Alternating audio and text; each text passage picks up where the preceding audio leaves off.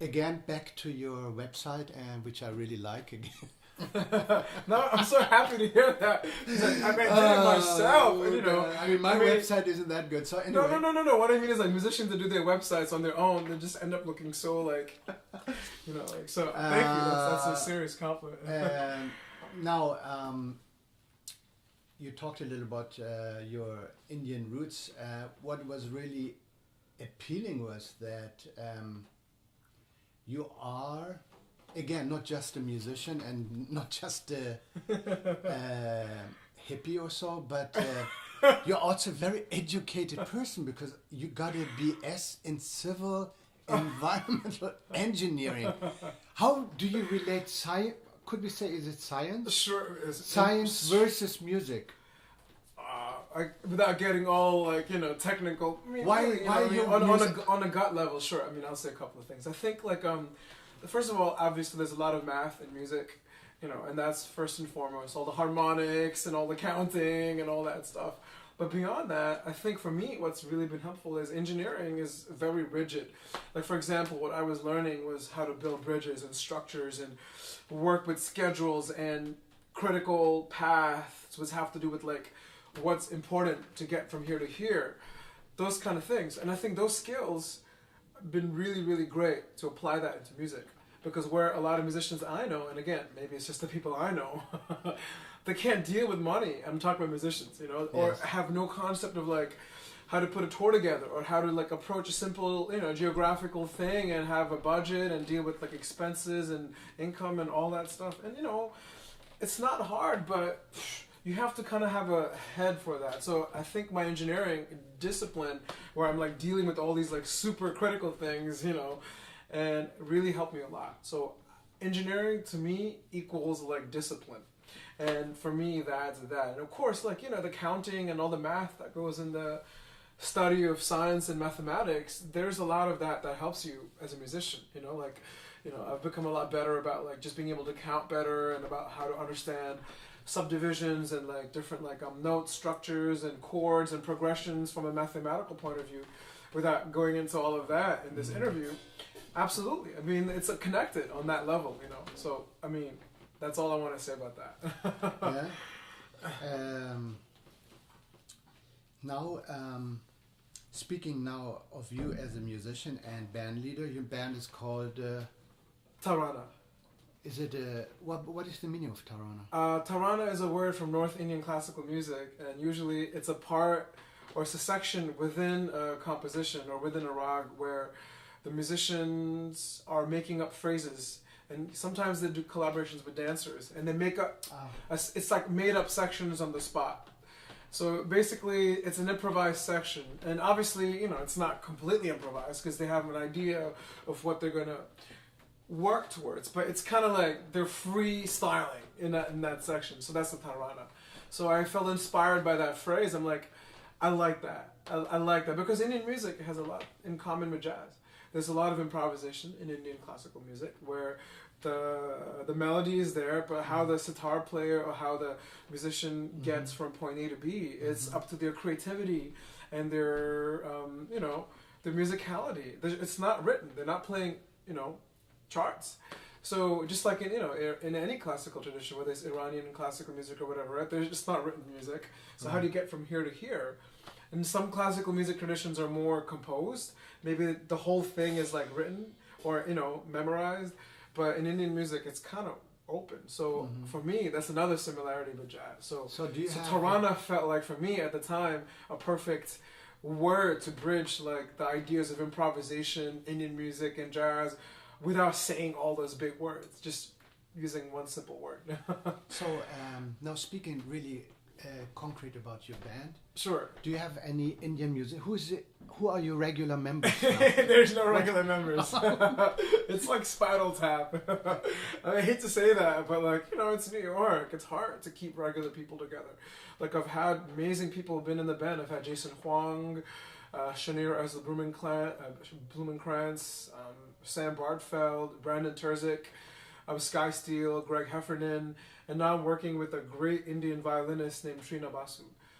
I might go back to any of those players, or I might find other players. So I love strings. I love to have a string player in there always somehow. But it's open. I might have an accordion player or a kora player or a koto player or a trumpet player, accordion, whatever. I mean, I like to keep it open. But at the core of it is my rhythms and my compositions. That's like the glue.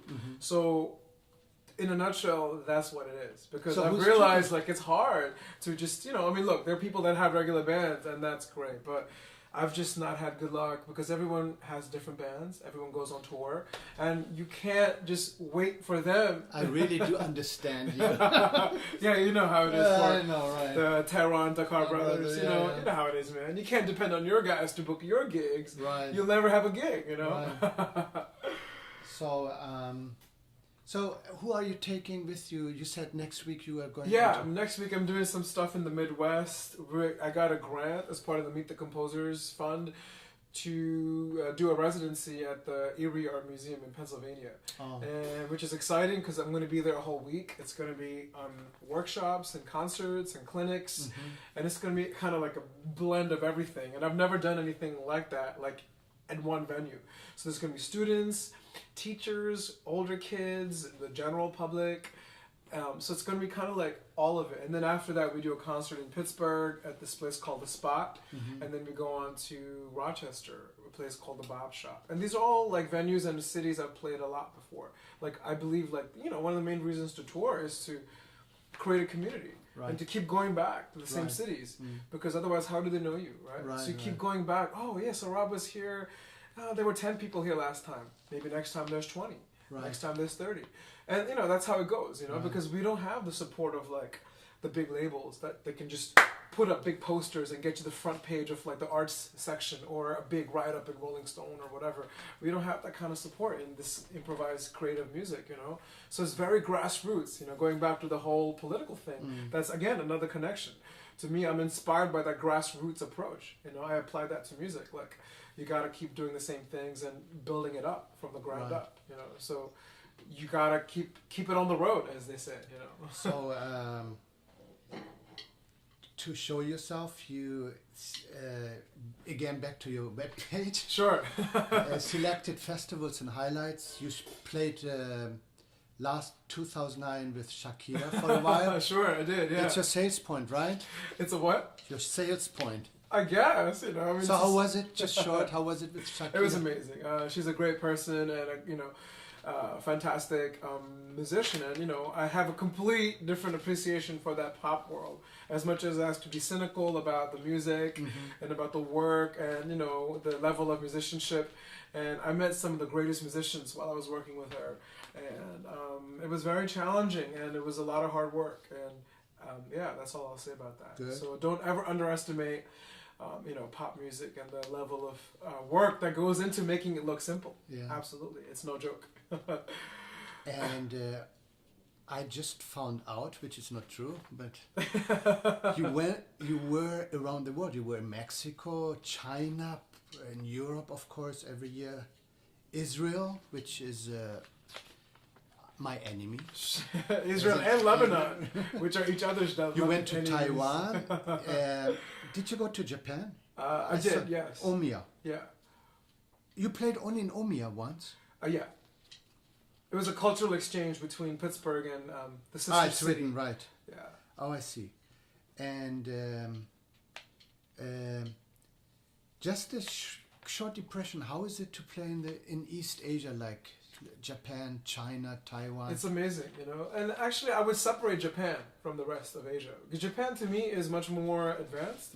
It's almost like it is a first world country, you know. But whereas all those other countries you just mentioned in that same sentence, like whether it's Taiwan or China, are quote unquote up and comers, and you know, which I believe, not just me, but like you know, they're going to be the big contenders in the next decade, and they're going to be the big players. And I think the whole world is shifting, you know. And you know, I don't want to sound cynical, but like I noticed the energy shifting away from Europe and going towards Asia, also musically. So I want to be involved in that world and kind of get in on the ground floor if I can, like Malaysia, Indonesia, Singapore, Taiwan, China, India. All those countries are like coming up, and there are kids there who want to learn about all this new music and they don't know it. And it's kind of exciting. So we've had great responses playing there. We were like rock stars playing in China. It was like ridiculous, you know. There was like a line waiting outside when we played in Wuxi, and it was something else, you know. So what is lined up for this year then?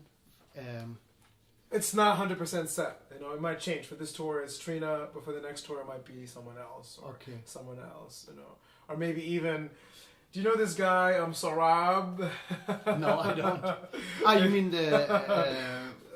he's from Iran. From Shahnameh, the book Shahnameh. So, who knows? It could be anybody, you know? It's open. That's what I love about music, you know?